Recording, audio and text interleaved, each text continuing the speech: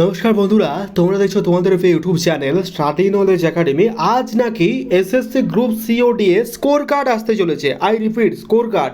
এটা কিন্তু কোনো কাট অফ নয় বা কোনো রেজাল্ট নয়। Difference between score card and result and cut off I will discuss recently.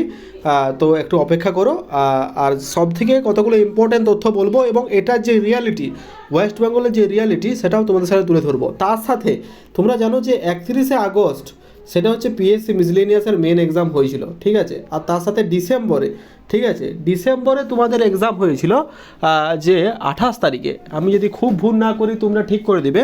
28 তারিখে তোমাদের 28শে December PSC clerkship main exam হয়েছিল। এটার রেজাল্ট নিয়ে কোনোরকম কোনো আপডেট নেই এবং এটার যে এক্সাক্ট ভ্যাকেন্সি, সে ভ্যাকেন্সি নিয়েও কিন্তু এখন জিজ্ঞাসা চিহ্ন উঠছে।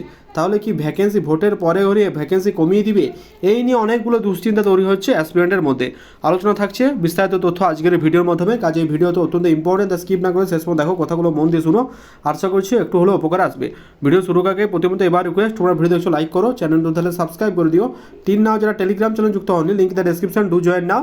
কারণ ছোটো বড়ো আপডেটগুলো ফার্স্ট হলো আমরা টেলিগ্রাম চ্যানেল প্রোভাইড করে রাখি, ঠিক আছে। তা এনে request to you to join our Telegram group. Description link দেওয়া রইলো, চেক আউট করে নিও। আর একটা কথা, যারা সাবস্ক্রাইব করোনি তারা কিন্তু সাবস্ক্রাইব করে নিও, ঠিক আছে। কারণ তোমাদের একটা সাবস্ক্রাইব কিন্তু মোটিভেশন বাড়াবে ভিডিও আপলোড করা। তো সেই ক্ষেত্রে তোমরা কিন্তু সাবস্ক্রাইব করে দিও। তো চলো আজকে দেখে নিয়ে যাক। দেখো, আজ নাকি একটা ব্রেকিং আপডেট পাওয়া যাচ্ছে। আজ নাকি বিগ ব্রেকিং, ঠিক আছে, বিগ আপডেট। সেটা হচ্ছে আজ নাকি এসএসসি গ্রুপ সিডির স্কোর কার্ড প্রকাশিত হচ্ছে। দেখো, স্কোর কার্ড বলতে যেখানে তুমি দেখাবে, এর আগের দিন আমি একটা ভিডিও আপলোড করেছিলাম, যেখানে তোমার নাম দেখাবে, তোমার রোল নাম্বার দেখাবে, ঠিক আছে। এখানে তোমার হয়তো নাম এক্স নাম বা রোল নাম্বার হচ্ছে 0007। তার সাথে তুমি কত মার্কস পেয়েছো। তুমি যদি গ্রুপ ডি এর পরীক্ষা দাও তাহলে আউট অফ 40-র মধ্যে তুমি কত পেয়েছো, আর তুমি যদি গ্রুপ সি এর দাও আউট অফ 60-র মধ্যে তুমি কত পেয়েছো সেটা দেখাবে। এটা দেখানোর একমাত্র উপায় হচ্ছে ভোটের জন্য। কেন বললাম ভোটের জন্য? ওয়েস্ট বেঙ্গলের যে রিয়ালিটি, সেটা হচ্ছে মানে শিক্ষার ক্ষেত্রে এটা একদম চরম, একদম নিম্নমানের, ঠিক আছে। এখানে অ্যাসপিরেন্ট নিয়ে যে খেলা হচ্ছে, কেমন বলি, দেখো, এই রেজাল্টটা প্রকাশ হওয়ার একটা উদ্দেশ্য, তারা চাইলে কাট অফ মার্কস দিয়ে রেজাল্ট প্রকাশ করতে পারে।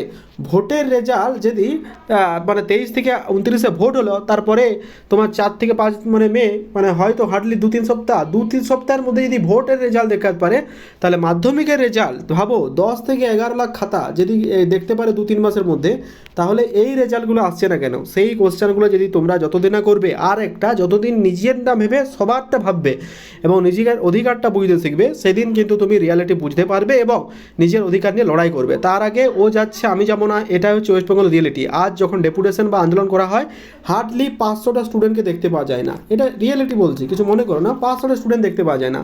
প্রত্যেককে যখন মেল কমপ্লেন করা হয়, কারোর সময় নেই, কারোর হয়তো সময় থাকলেও তার কিন্তু উপায় নেই, এরকম অনেকগুলো বাহানা, ঠিক আছে, সেটা নিয়ে কিন্তু চলে আসছে। সুতরাং এই বাহানা থেকে বেরিয়ে যেদিন তুমি বুঝবে না এবার আন্দোলন দরকার, সেদিন নিজের অধিকারটা বুঝতে শিখবে, সেদিন কিন্তু এই তথ্যগুলো আর আসবে না। সুতরাং এখনও সময় আছে। পিএসসি রেজাল্টের পর পিএসসি অফিসে যাও, সেখানে গিয়ে পিএসসি ক্লার্কশিপের ভ্যাকেন্সিটা আগে জানতে চাও। 89,000 তোমাদের মেন এক্সাম দিয়েছে মানে কি 8,900 ভ্যাকেন্সি থাকবে, এটা কিন্তু ভাবার কোনো কারণ নেই। এই ট্রেন্ড ফলো করা হয়েছে, কিন্তু অফিসিয়ালভাবে কি থোড়ি জানিয়েছে তোমাদের? সুতরাং অধিকারটা বুঝে নাও। আমি যেটা আপডেট পেয়েছি, এই ইয়েতে 10,000 প্লাস ভ্যাকেন্সি, এবার তুমি সেটাকে আদায় করো, নাহলে তো ভ্যাকেন্সি কাটবে, এটা স্বাভাবিক, ঠিক আছে। মিসলেনিয়াসের ক্ষেত্রেও একই, ঠিক আছে। 700 প্লাস রিপোর্টেড ভ্যাকেন্সি হওয়ার কথা, ঠিক আছে। এবার যদি এটাকে 500 করে দিল, পরে যদি 200 রেখে দিল, তুমি কিছু করতে পারবে?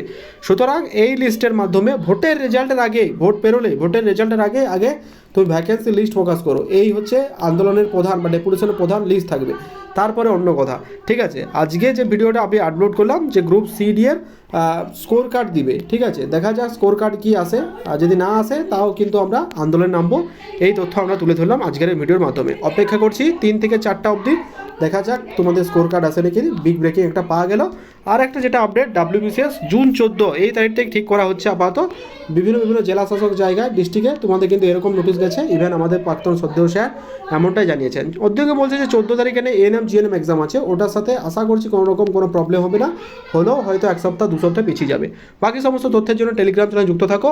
আর টেলিগ্রাম চ্যানেল যুক্ত থাকার একটাই উদ্দেশ্য, এখানে ইম্পর্টেন্ট পিডিএফ স্টাডি মেটেরিয়াল সমস্ত দেওয়ার সাথে সাথে তোমাদের আন্দোলনে একত্রিত হওয়ার জন্য এই গণমুখী কর্মসূচি আমরা কিন্তু গ্রহণ করেছি। সকলকে একই তলায় মানে একই সাথে তলায় আসার জন্য আমাদের কিন্তু এই আহ্বান। খুব শীঘ্রই আমরা ডেপুটেশন এবং আন্দোলন করব, ঠিক আছে। যদি কোনো কোয়ারি থাকে পিএইচ রিলেটেড, এই যে হেল্প নাম্বার বা মেল নাম্বার সেখানে ডিস্ট্রিক্ট করো। Wish you all the best, thank you very much. দেখা হচ্ছে পরের ভিডিওতে, ততক্ষণ অবধি স্টে সেফ স্টে হোপ, ঠিক আছে। দেখা হচ্ছে পরের ভিডিওতে, প্রত্যেকে ভালো থেকো।